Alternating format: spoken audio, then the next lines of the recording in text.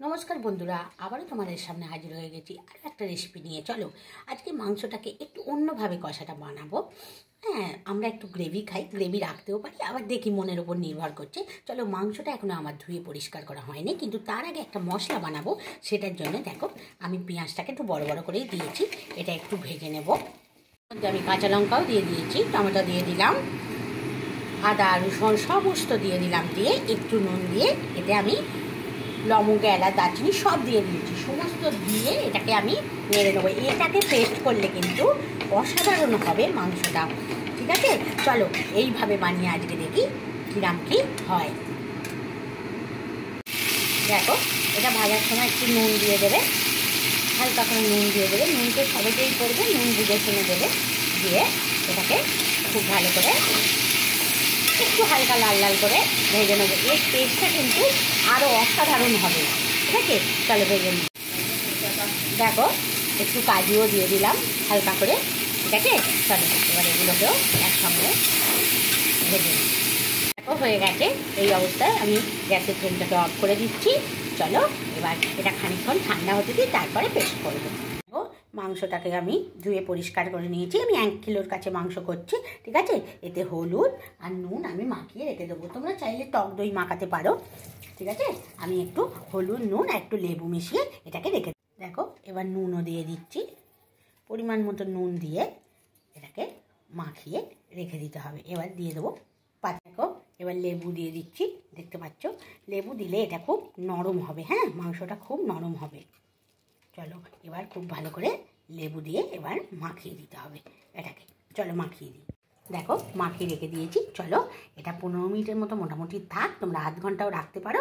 চলো একটু পর ফিরে। মাংসটা তো ম্যারিনেট করে রাখাই আছে।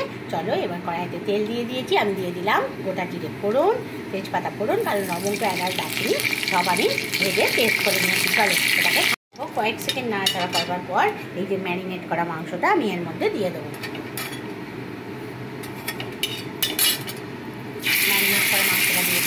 দেখো, দিয়ে এবার একটু নাড়িয়ে চাড়িয়ে মাংসগুলোকে একটু ভেজে নেবো। চলো ভেজে নিই। দেখো মাংসটা ভাজা ভাজা একটু চলছেই, আমি এখন যে পেস্টটা বানিয়ে রেখেছি সেই পেস্টটা দিয়ে দিচ্ছি। চলো পেস্টটা দিয়ে দিই। দেখো, শুধু মশলাটা দেওয়া চলছে, তাতেই কিন্তু একটা সুন্দর স্মেল এসছে চিকেনটা থেকে। এইভাবে করবে, আমি কথা দিচ্ছি, সকলেই চেটে পুটে খাবে, ঠিক আছে? একটু ঘুরিয়ে ফিরিয়ে করলে কিন্তু এর স্বাদ হয়ে যায় একদম অনন্য। চলো খুব ভালো করে নাড়িয়ে, তারপরে এখনও কিন্তু কোনো মশলাই দিইনি, তাতেই কিন্তু দারুণ স্মেল এসেছে।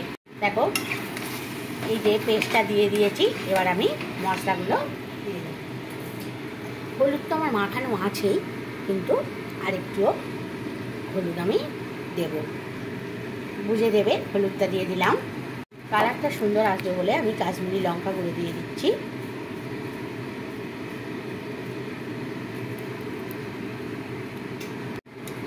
আমি অল্প করে ধনে গুঁড়ো দিয়ে দিলাম, এই জিরে গুঁড়ো দিয়ে দিলাম সামান্য। দেখো, আমি ধনিয়া গুঁড়ো দিয়ে দিলাম। আমি চিকেন মশলা অল্প দিয়ে দিলাম, এটা অপশনাল, চাইলে নাও দিতে পারো, এমনি ওই পেস্টটার জন্যে ভালো হবে। নুন তো দেওয়া আছেই ম্যারিনেটের সময়, সামান্য নুন এখনও দিয়ে দিলাম। তোমরা মশলাগুলো একটু জলে গুলে নিতে পারো, আমি একটু সামান্য জল দিয়ে এগুলো কষিয়ে নিচ্ছি। চলো কষিয়ে নিই। টেস্টটা ঠিক রাখার জন্য আমি সামান্য চিনি দিয়ে দিচ্ছি, অপশনাল, চাইলে নাও দিতে পারো। চলো ভালো করে কষিয়ে নিই। দেখো কষানো চলছে,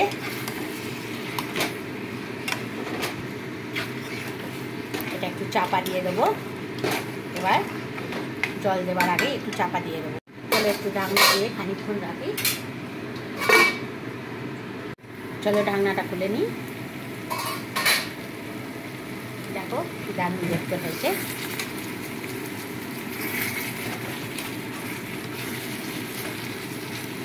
দেখো খুব ভালো কষানো হয়ে গেছে। চলো এবার পরিমাণ মতো, এই দেখো বাটনার জলটা দিই, পরিমাণ মতো জল দিয়ে চলো চাপা দিয়ে দেবো।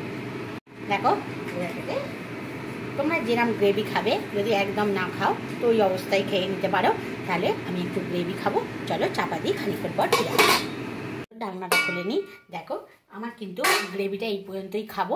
কথা হলেও আমাদের একটু গ্রেভি খেতে পছন্দ করে। আমি এতে দিয়ে দিলাম চলো ধনেপাতা। এবার এতে কী কী দিচ্ছি দেখাবো। ধনেপাতা দেওয়ার পর কসুরি মেথি দিয়ে দিলাম, সুন্দর স্মেল আসবে বলে। এমনি স্মেল এসছে একদম ফাটাফাটি। তোমরা করে দেখো, সত্যি বলছি দারুণ হয়েছে। তোমাদের বাড়ির সকলে তোমার নাম করবে, সকলে। যারা খায় না তাদেরও যদি খাওয়াও, দারুণ দারুণ জাস্ট অসাম হয়েছে। দেখো আমার হাতে তৈরি গরম মশলা দিয়ে দিলাম। ব্যাস এটা রেডি হয়ে গেছে। চলো গ্যাসের ফ্লেমটাকে অফ করে দিই। অফ করে দিয়ে একটু সামান্য এরকম নাড়িয়ে চাড়িয়ে নিই। এবার খানিকক্ষণের জন্য এটা ঢাকা দিয়ে রেখে দিচ্ছি। চলো খানিকক্ষণ পর দেখো রেডি হয়ে গেছে, নামিয়ে নিয়েছি। যেরকম অসাম দেখতে হয়েছে সেরকম খেতেও হয়েছে, একদম সুন্দর সুস্বাদু। আমার ছেলে ইতিমধ্যেই টেস্ট করে দেখে নিয়েছে, হাজবেন্ডও দেখে নিয়েছে। তাই তোমাদের এত জোর দিয়ে বলছি তোমরা বানাও, ঝামেলা ছাড়াই এরকম সুন্দর সুস্বাদু চিকেন কষা। একটু অন্যরকমভাবে বানিয়ে দিলাম, তাতেই কিন্তু খুব সুন্দর টেস্ট হয়ে গেছে। তাহলে বন্ধুরা, যদি আমার রেসিপিগুলো ভালো লেগে থাকে তাহলে একটা লাইক দিতে ভুলো না। বন্ধু বান্ধবের মধ্যে শেয়ার করে দিও, তারাও যাতে এরকম সহজ সহজ রেসিপি খাইয়ে সকলকে আনন্দ দিতে পারে। তোমরা সুস্থ থেকো, ভালো থেকো, খাও, এনজয় করো, খুব খুব খুব ভালো থেকো।